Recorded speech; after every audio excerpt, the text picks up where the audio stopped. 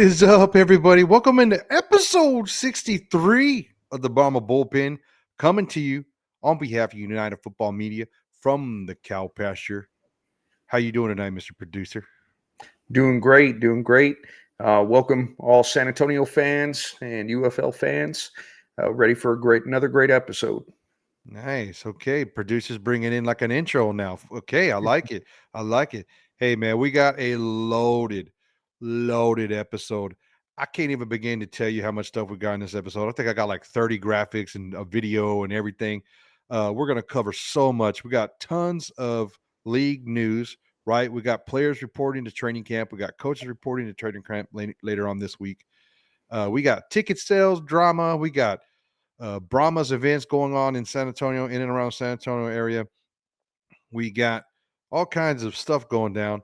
Plus, we're going to do tight end rankings. And if anybody follows me on social media, I've already posted today. Tight ends are my favorite position on the field. It's one of the positions I love to watch. And I just like them. So we'll talk about that as we go through. We're also going to share with you. Was that? Oh, I said lots to cover. Lots to cover. We're also going to share with you UFM's pre-camp power rankings. And at the end of the episode, we're going to rank which teams we think have the best tight end positions. What do you think, producer? Does that sound like enough information for this episode? I think it could pretty much be 2 episodes, but let's go. Let's get with it. We're gonna try to go through pretty quick. I can tell you one thing: you are not gonna get bored. You are not gonna get bored in this episode. First graphic, we're gonna pull up the UFL Works graphic. The league shared this graphic earlier in the week. UFL to NFL. I thought I would just throw it in here to show all the Brahma Bullpen listeners and watchers and UFM folks out there that join us each and every week down here in the cow pasture. The UFL Works. 83 signed players, NFL contracts, 300 plus NFL workouts, 18 former players made NFL active rosters, and 38 former legacy XFL USFL players are currently on active NFL rosters. Crazy numbers. UFL Works. Producer, is there a better league to No, produce NFL players?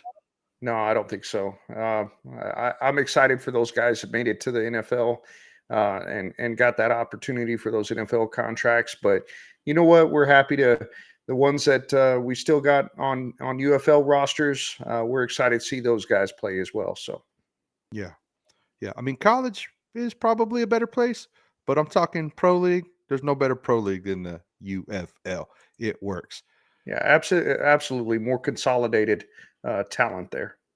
Yes, sir. So, speaking of talent, it's ranking season. Everyone knows if you watch any of these episodes, we've been ranking everything. Well, now we have our first power ranking for the United Football Media that we're going to share with you tonight. And basically, everybody who's part of our UFM group, all of our different channels, we have a channel that covers every team. Plus, we got admin people on the back end working on all this stuff, and we get all these people to vote on who they think their best team is in the league before training camp, which is stupid. I get it. Who wants to pick power rankings and rank people before we even report to camp? I don't know, but I was watching Josh Pate the other day, and he's already doing conference championship predictions, and they're not even in spring ball yet. So if he can do it, we can do it, right, producer? Yeah, never too early. Never too early. Yeah. Boom, there it is. UFM pre-camp power rankings. Of course, everybody's got Birmingham number 1. I love seeing the Brahmas at number 2. Last year, when we did this before the season started, Brahmas were like last in the league. Wade Phillips saw it, got all pissed off, started talking smack on social media. Then we got Michigan, playoff team, St. Louis, playoff team. It actually works. Look, all 4 teams that made the playoffs ranked in the top 4. How about that? I think it looks pretty good. I think they're about where they should be. I guess the one that stands out to me the most, maybe number 5, with um, Memphis being such an unknown. But for the most part, I really like this list. Yeah, maybe Arlington should be 5th and Memphis should be 6th, just because Yeah, you got Perez coming back, and It's just like one of those things. And if you give me 1 second, I'm going to tell you right now, I'm going to go. This is an accumulative vote. So I'm going to let you know. Producer put St. Louis 4th, DC 5th, Arlington 6th, Memphis 7th, and Houston 8th. I put St. Louis 4th, DC, then Arlington, then Memphis, then Houston. So I put Arlington over that Memphis team, but obviously it's not just our rankings. But, anyways, there you go. Feel free to bash us in the comments. Tell us we're wrong. Watch for it on social media. I'm sure there'll be tons of places for you to yell at us on social media about this and tell us why we don't know what we're talking about. All right, we're going to get into some Brahma news. We know this is the Brahma bullpen. We don't want to talk just about league news. We definitely want to make sure we do some Brahma specific news items. So, first and foremost, single game tickets are going on sale. 3 days from the time of recording this. We're recording this on the 24th. Single game tickets going on sale on the 27th. There's your information. Brahmas Tickets Central, tickets at UFL Brahmas. There's a phone number right there for you to call. Check this out. You can purchase season tickets for all of our home games starting at $20 a game. So $80 to get season tickets for the whole league. I don't understand why there's not 20, 30,000 people in $80 for the whole season. You can't even go watch a movie and eat dinner for $80. What do you think about that price, producer? I think it's a great value. I've been to NFL games, I've been to college games, I've been to a bunch of UFL games in a number of different cities. I can tell you that the UFL product, you're paying a lot less than you are for your NFL game, and I think it's far more entertaining. NFL games just they're not as exciting as people would think. If you've never been to one, I'm telling you, for the price, you're gonna pay a tenth of the price, and you're going to enjoy it more. Go see the Brahmas. Go to the UFL games. Support the UFL. We need to fill up those stadiums, and it's a better value than many people realize. No doubt, no doubt. $200 to get into a Cowboys game for just one ticket. So, yeah. And Brahmas actually win games. Oh, shots fired. Okay. Going into the next season ticket. So if you're a season ticket member, check out this graphic. If you're not a season ticket member, I ask you, why aren't you a season ticket member? Okay. Get it? Come on, $80. But, anyways, more benefits to being a season ticket member. You can exchange your tickets. Okay. Exchange your tickets. If you want a better view, 48 hours before the game, you can exchange your ticket to get closer to the stadium, get higher, get into the Lone Star Club, wherever you want to sit, right? Bring more fans. You can buy additional tickets, single game price, for your extra guests. And you can have an account manager. No stress, no hassle.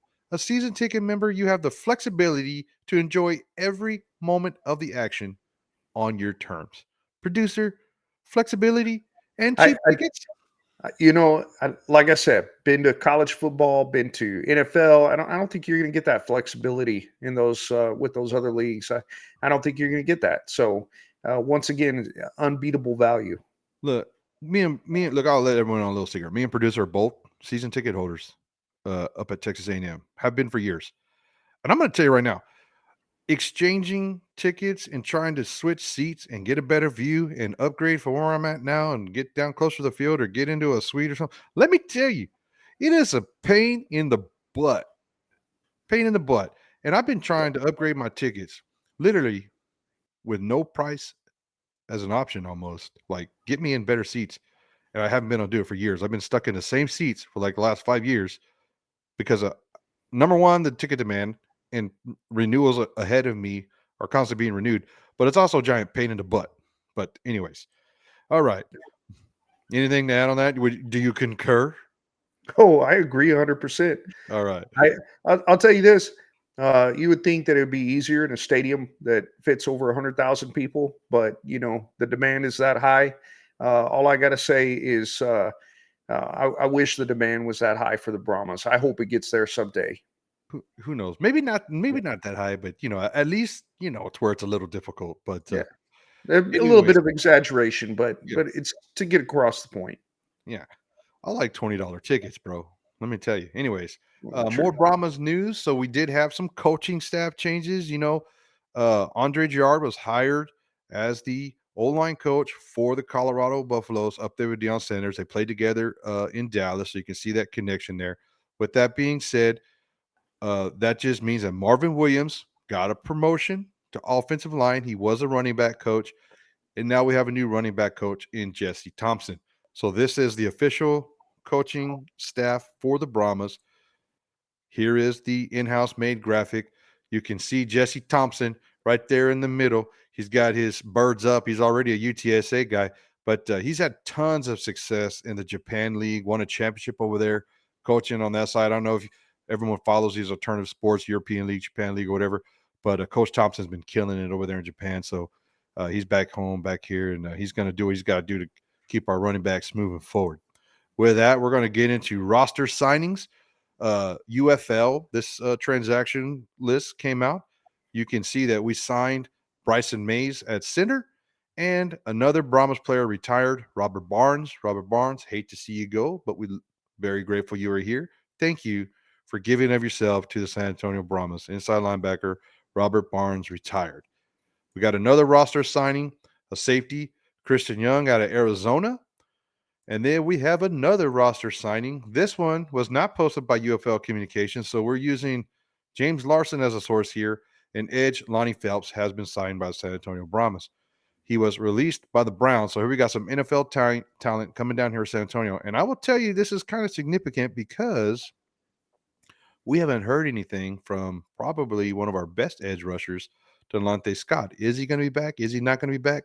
I think this Lonnie Phelps signing points to Scott's not going to be back. What do you think, producer? Well, we'll miss him, but when you're replacing that spot with somebody that made an NFL roster and is that talented, I'm not going to complain. Yeah. So here's our updated Brahmas roster. Most of these are put in a position where I think the starters are. Like pretty much everyone I got in the first column, I think are going to be the starters at that position. Of course, all that's subject to change based upon who signed, who doesn't get signed, and all that stuff. But it's just my guess, right? We'll get actual depth charts before the first game, but this is just a bullpen's depth chart. Most of these players, were starters last year, so that's why I got them where they're at. Feel free to pause and watch this. You can see, producer, that I'm already starting to mumble words and stuff. So let's try to keep a tracker on how many things I say wrong or pronounce wrong while I'm going through this, because I definitely know I got some critics out there that like to point out when I misspeak. So I do apologize. Sometimes it sounds right in my brain, but it doesn't come out right out of the mouth. You know what I'm saying? I'm sure they make mistakes too. Those guys are all perfect. Anyways, Oh, okay. we're Okay. going into 3 events I just want to share with you here. For those of you who complain that there's no action in the home market, well, the Brahmas were out at the San Antonio Home and Garden Show at the Dome. They both share the Dome from Friday the 21st through Sunday the 23rd. Brahmas were out there. They had whole bunch. If you've ever been to a home and garden show, just imagine the whole dome filled with like contractors and the coolest stuff you can't afford for your house. And then, now there's a Brahmas booth there pushing tickets. Another thing that happened the 23rd at the Frost Plaza down at La Quinteria, they had DJs and beverages and vendors, and they had Brahmas and merch out there. So they were out in the United We Brunch event, right? And then we got another event. Steeped in strength, celebrate International Women's Day with the Brahmas. So they're going to have tea and talk and spirit and Brahmas gear. They're going to have raffles and tickets. That is going to be from 1 to 3 o'clock on March 8th at La Tida at 434 North Loop 1604 West Suite 1101. So if you care to go have tea and get in a raffle, here you go. I prefer other type of libations, but hey, tea's okay, right, producer? Yeah. See, that was your cue to keep talking As, while I drink, but it didn't as, work out. as Anyway. long as Bill Miller's sweet tea. Oh, For okay. those not in the San Antonio area, you visit San Antonio, go get some Bill Miller's. We're not sponsored by Bill Miller's, but Bill Miller's. Bayless, if you want to sponsor us, we're in. Okay. I'll just charge you one chopped brisket sandwich a week. And All right. some sweet tea. Sweet Sweet. tea. Yeah. Okay. All right. Anyways, moving on to more league news. We are citing James Larson as a source again because this has not come out from the league. St. Louis is expected to be the home of the 2025 championship game again. It was the home of the championship game last year. Some people are saying it's because of a scheduling issue in DC. They were thinking it was going to be up in DC. I don't really know. But let me tell you, if you follow all the alternative football folks on social media, there's a lot of people very upset about this. Producer, what do you think about the championship game being in St. Louis again? Oh man, I think they do have a few options as far as where they could have it, but that pool is kind of small as far as those options go. I prefer it being San Antonio, but you know what? They want to put it up in St. Louis. That just gives us another opportunity to shatter the Battlehawks' hopes of making it to a home game for a championship and to take it from them like we did last year. And I wouldn't mind driving up there for another championship game. So it's All fine with right. me. Yeah, for Let's sure. let's, let's dash their hopes. For sure. We used to Yeah, we call the St. Louis stadiums Calpassion North for a reason. We went up there and beat them in the playoffs. We're gonna have to fight that narrative again. Oh, look, St. Louis has the best attendance. Now the championship game's in St. Louis. The whole league wants St. Louis in the championship game. So the championship yeah. game gets a bunch of people in it. Good attendance, yada yada yada. Well, guess what? You gotta beat the XFL conference champions to get there, St. Louis. You hear me? You hear me, battle chickens? Me just walking into this. Anyways, Yeah. let's go on to some more sources. And producer, I'm going to tell you right now that I don't normally like to always quote other sources, but James Larson has to be friends with somebody at the league, or I don't know where he gets his information or what, but He's he got does. the inside track He's got something going on somehow. there. Kudos to him, man. But this is a story that he wrote talking about ticket sales and how there was a full off season, right? Last year there was a merger and he thought there was kind of scrambling to go from USFL, XFL into UFL merge leagues. Now we've had a whole off season and the focus was supposed to be, about promoting the league, promoting ticket sales, getting butts in seats, so to speak. And so James Larson kind of wrote a little bit of a scathing article about ticket sales, pointing out multiple sources are telling him, PF Pro Football News, that the attendance situation isn't appealing. See that appealing at all? Season tickets haven't been moving. It's frustrating to see the league in that position and highlighting what they were supposed to do during the off season. And we're only a month away from kickoff, and we might be looking at emptier buildings in 2025. I mean, think about that. St. Louis was packed, DC was packed, San Antonio was respectable. Everybody else, attendance sucked, right? Uh, Season ticket renewals are down, dangerously low. They're talking about the Birmingham season ticket renewals are down 40%, as well as St. Louis under 40%. That is a pretty crazy low numbers. What do you think about ticket sales? You think the league is doing something wrong, or It's hard to say. We're not in those rooms, those marketing rooms, and knowing what's going on. But I will say that from a fan perspective, from somebody that's covered the league, enjoys the games, been to a number of games, I don't really know what else they can do. You see advertisements on TV. There is marketing. You've got a excellent football product. Some of those games last year were so exciting. There's good TV ratings. They're doing decent in that area, but just a hard time putting people in the stadiums. I don't know why that is. I don't know why people aren't returning. I don't want to believe this story, but I feel that it is accurate. It's probably true. Um, and so I'm really disappointed with that because you've got a great product at a cheap price. The only thing that I think that they can do that might help is be in the home markets a little bit more. They're going to stick with that hub model, and for a financial reason, I get why they're doing it. But um, the more they can be present in those home markets and showcase themselves, uh, get the fans, get to know the staff of the team. Um, I think that would help a lot. But other than that, I'm just not sure what they can do. I mean, I think they're doing about everything they can do. I mean, they're having breakfast events, they're having tea events, and they're at home and garden shows. What else do you people want? Yeah, they're trying to be in the home markets. I don't understand you That for the was people. sarcasm. That was sarcasm. Yeah, for the people that I understand, but for the people that haven't invested or haven't been to a game, haven't been there, you're missing out so much for what you're going to pay. Josh brought it up earlier. I mean, cheaper than go to a movie. Yeah. Yeah. So it's not just us, right? And maybe these we're going to pop up some social media interactions here that might shed some light on this. So if you look over on the other side of the screen there, uh, you have Scooby Wright, former player, retired from Birmingham Stallions, multi-time champion. Teams need to be in their community, showing face and being involved in community. I think he thinks that's the reason why ticket sales are low. Ticket sales are low. Yeah, there's a mistake. Track it down. Ticket sales are low.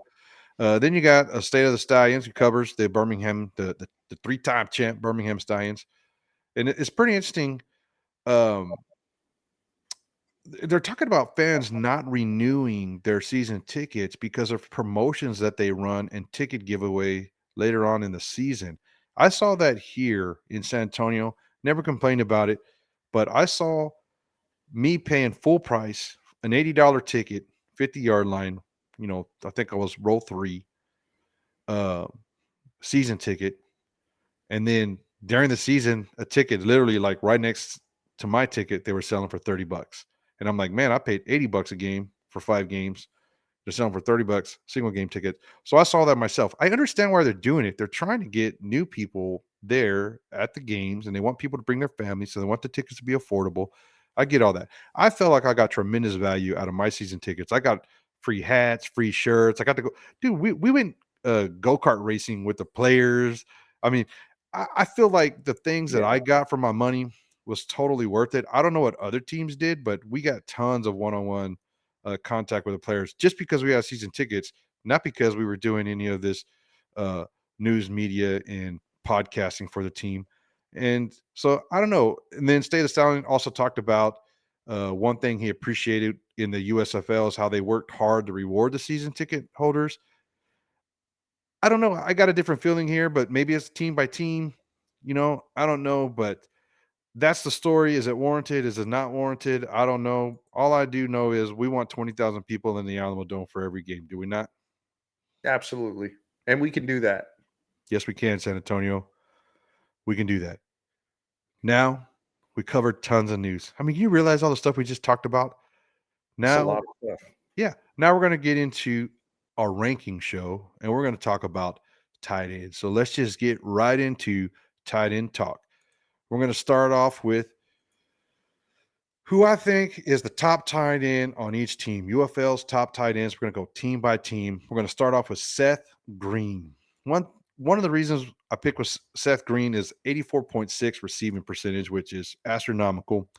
The other thing is Arlington only has 2 tight ends currently on the roster. Curtis Hodges. He's young, doesn't have any stats in the UFL, whereas Seth Green has a season with Arlington in the books already. He's got a touchdown up there. The thing is Arlington had a gentleman everybody knows by the name of Sal Cannella, and we don't know if he's coming back. He signed an NFL contract. Well, he's going to be back or he's not going to be back. But that being said, right now with the 2 guys on the roster between Green and Hodges, I'm going with Green as my number one. What do you think about Green, producer?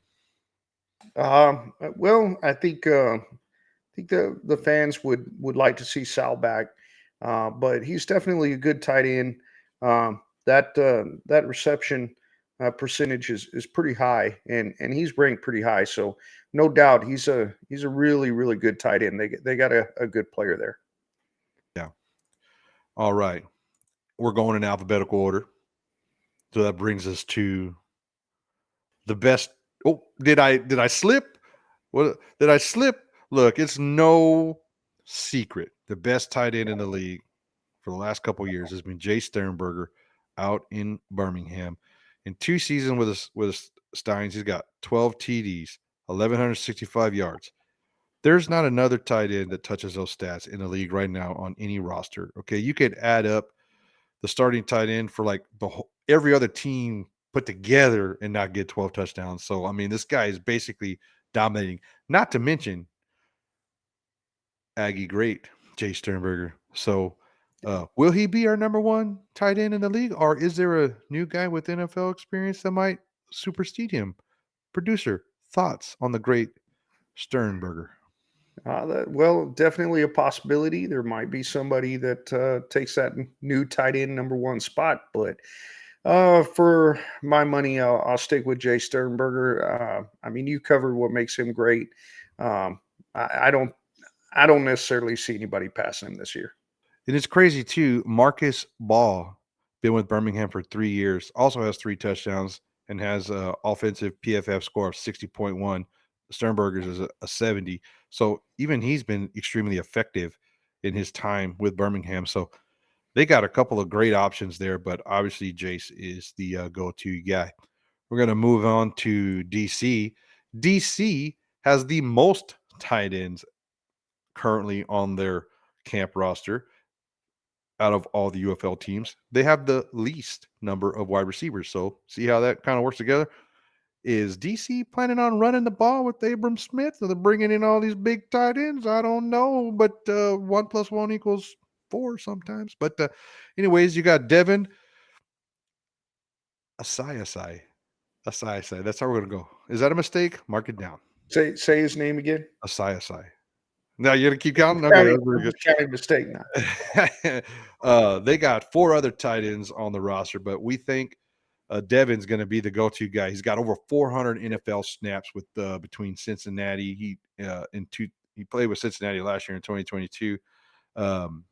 He's got just the most NFL experience, I think, out of all these tight ends on the rosters. And I think he's going to come down to the UFL and really work to put some tape and get game footage and get back into the NFL. What do you think? Yeah, we were just talking about Sternberger, and if anybody uh, takes over that number one spot, it could be Devin. Um, somebody that's got that much NFL experience. They're going against. I mean, no secret that the players in the NFL are obviously going to be at a higher talent level. That right? That's why they're in the NFL.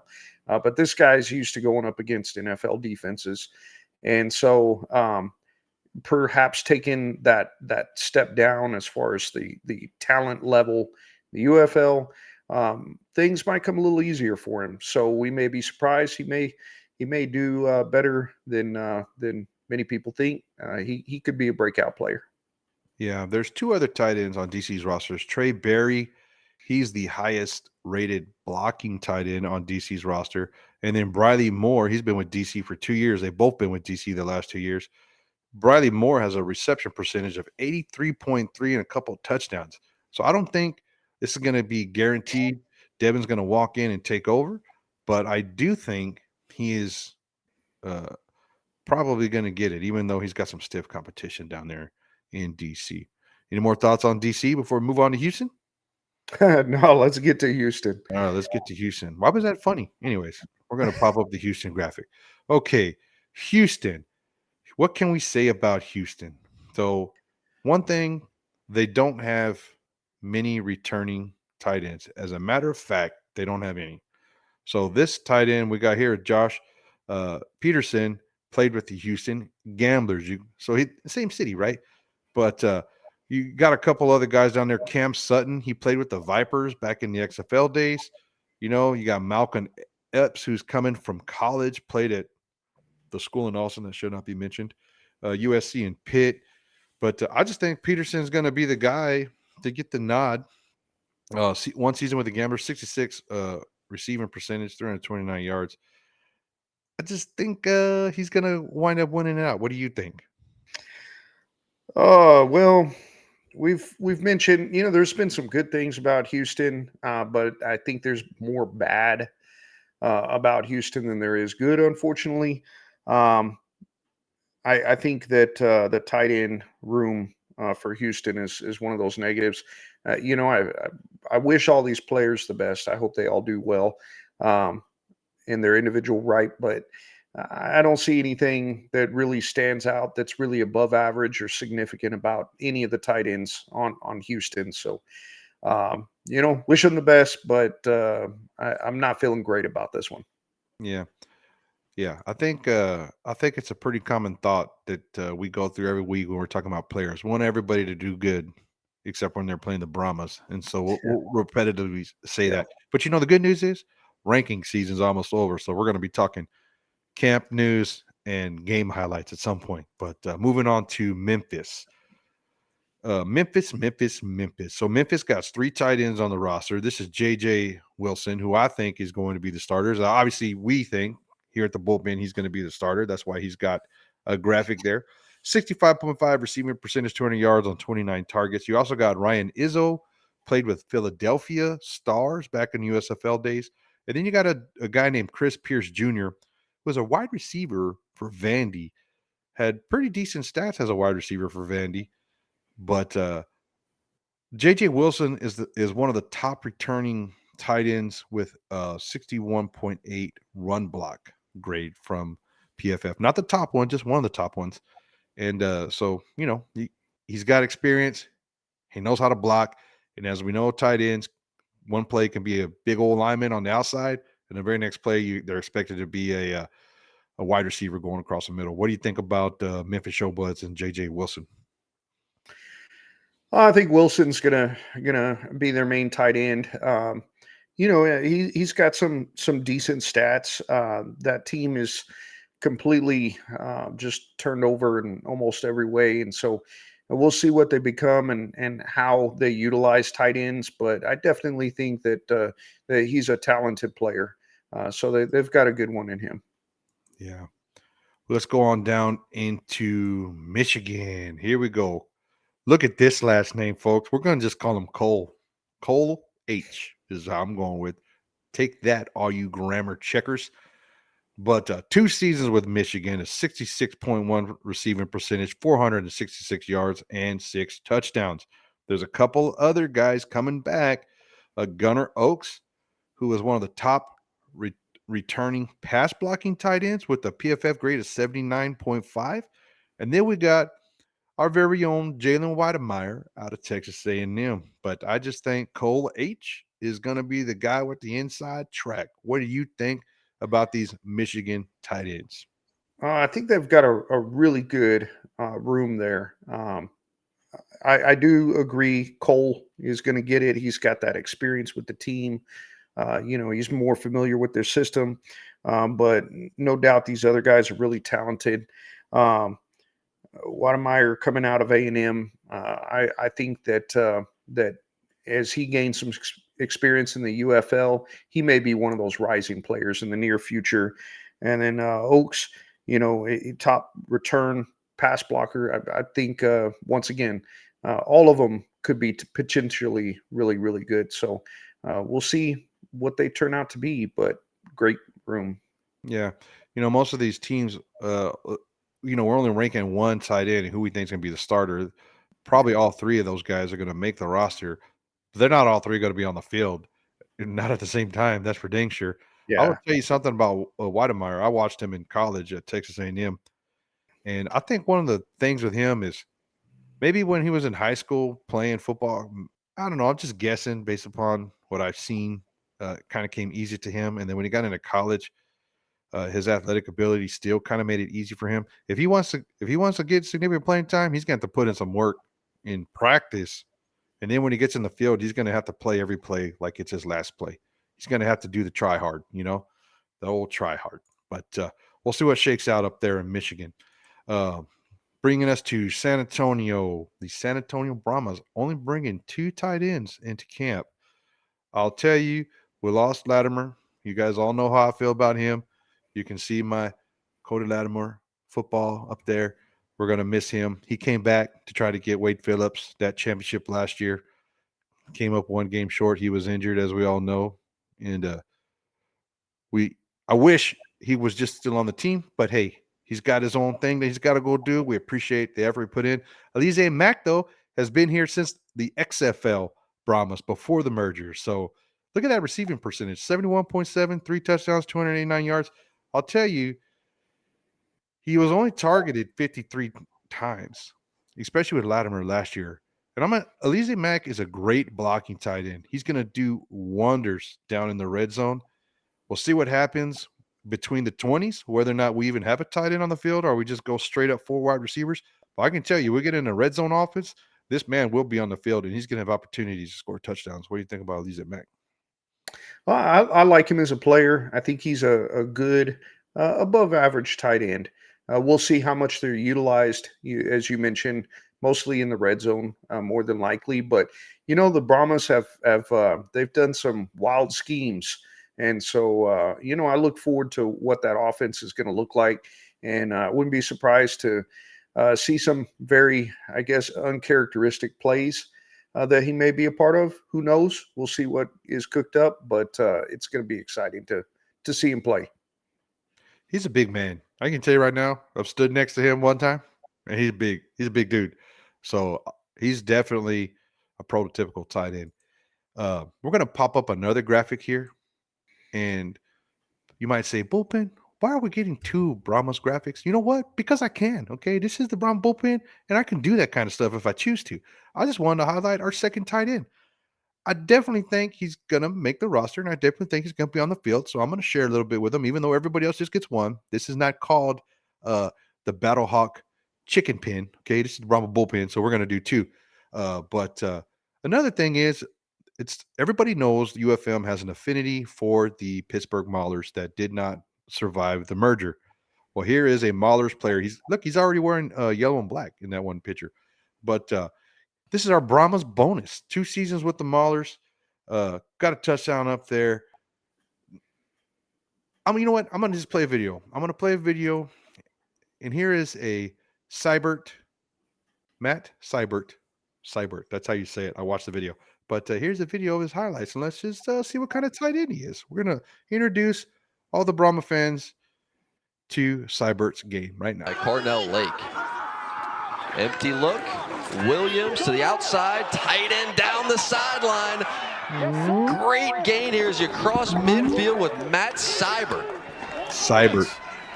16 yards on the ground, first time with a top of the screen. Look at that holding. He was holding. Look at that diving catch. Diving to make the catch near the 13-yard line is Matt Seibert. Not all these videos have sound, but you know how I know this has been a long episode, producer? How's that? I already finished the beer. Oh, man. But Seibert getting a little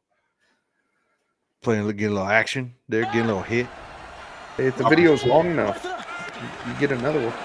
Oh, yeah. Good point. Pressure up the middle. Williams to the air. His tight end Seibert with the catch and a first down for Pittsburgh. I like his speed. I do like his speed. It looks like he's got some good hands.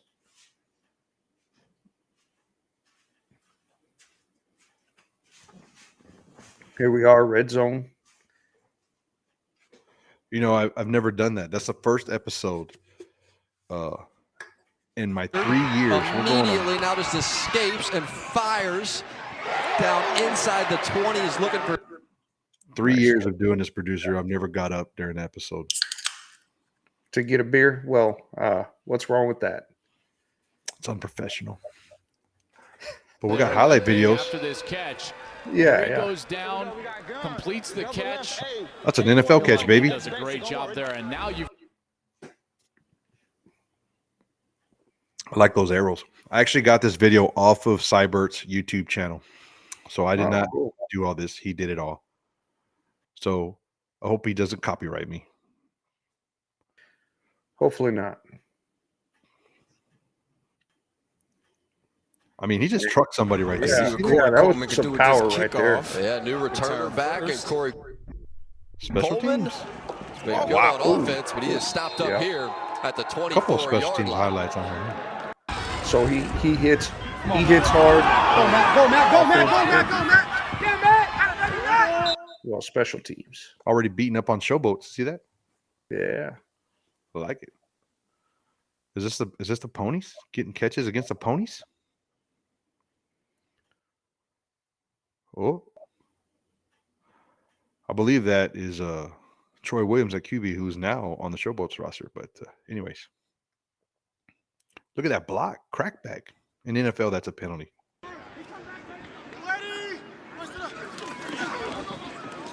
Flip it to the outside. Ooh, Seibert make a has the miss. football, and he Ooh, goes for yeah. what's asked low blow. Showing some heart. Looking like Travis Here's Kelce out there. Morgan, another completion. Seibert again, Man, and he has a first down. some nice highlights. Yeah. Yeah, a little something. When the season starts, we'll have a bunch of highlights from the games up Oh, here. yeah, he'll be a very nice addition to the Brahmas roster. Ooh, get that block, baby. Finish him. Yeah, jump on him. That'd have been nice. Oh, we got some training video here. Training camp video. Nice route. Oh, that's a good catch. That's a good catch. Yeah. More game action out wide. See a little juke? Okay. I see that. Yeah, he's definitely got some talent. Is that against the vaunted Maulers defense in scrimmage? Interesting. Oh, look at that. Oh, I like it. Oh, shook him. I don't know, man. We'll see.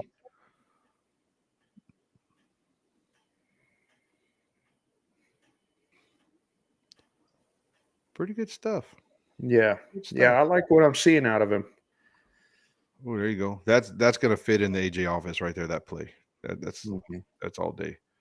Yeah. But anyways, there's some Seibert highlights. Let us know what you think. If you don't like us playing highlight videos, just tell us in the comments. We'll never do it again until I feel like it, and then I'll disregard your comment. All right, we got one more tight end. Here we go. St. Louis, Jake Sutherland. What can we say about old Jake Sutherland? He is the top returning tight end in the league with a receiving percentage of 95.5. One thing about him, 5 touchdowns on just 22 throws. So every fourth catch, this dude's catching a touchdown. Not very many yards because they throw it to him in the red zone. But 5 TDs, 95% receiving percentage. You got a couple other guys coming back. One of the guy, Kamari Everett, is coming back. And then they got a young guy named Chase Allen coming out of ISU. And that's pretty much the 3 tight ends they're going into the season with. What do you think about St. Louis tight ends, producer? No doubt, very talented. A lot of that is how they're utilizing them, as you mentioned, the red zone.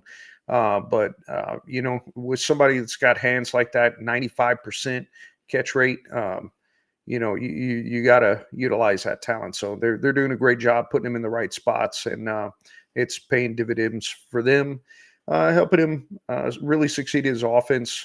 Probably going to help make them one of the top offenses in the league this year. It's going to be a great safety valve. That one thing about tight ends is safety valves for the quarterback. Be where you're supposed to be. You can see Sutherland does that, and we think Dugan's going to be the QB up there. Nice big target to throw the ball to. So with that, producer, we've made it through the episode, and now we're going to pop up our tight end rankings by team. You ready? Let's go. Here we go.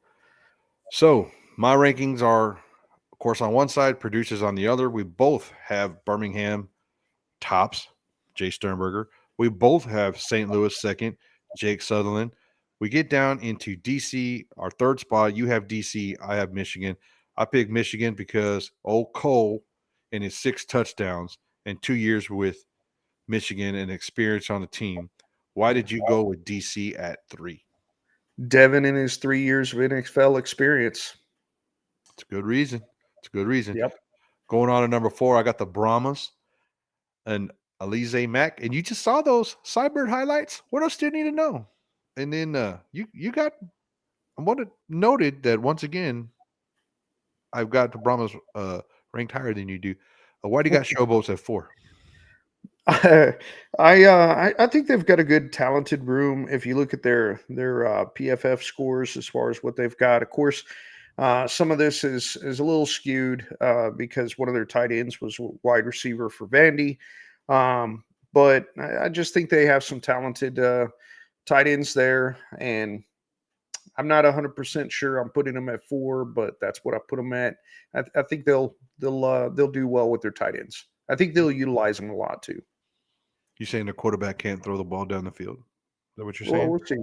We'll see. All right. Yeah, we'll see. I think he throws a lot of interceptions.